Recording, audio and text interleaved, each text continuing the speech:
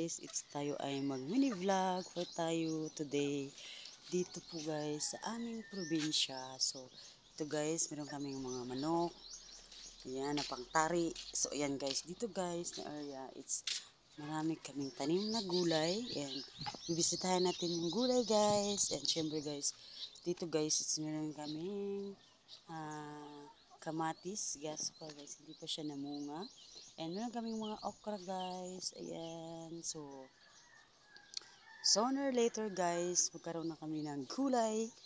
So, this is my mini vlog. So, ito guys, mga okra guys. Sobrang dami. So, ayan. May mga okra dito guys. And may mga sili, saluyot. Ayan.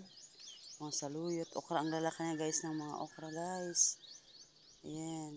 Then, meron sila ditong alugbati. Yan yung mga alugbati guys, ang lalaki ng mga dahon. So ayan guys, so ang tataba. So ayan guys, so dito guys, so mayroon dito guys, ayan oh, sobrang laki ng mga dahon guys ng alugbati. Ayan, mga okra, mga ganyan. Tapos dito guys, meron silang ayan, batong or sitaw. Ayan yung mga sitaw. So pag lumaki na yan guys, makaka-harvest na. Ayan guys, and ito yung aming sibuyas. Ayan, may mga sibuyas din kami guys. At syempre guys, ang aming celebrity. Charot, celebrity. Ayan, yung pipino. Ayan guys, may pipino guys. Ginawa niya sila ng ano. Dito guys, mukalat ang mga pipino. So, nilagyan siya ng bahay.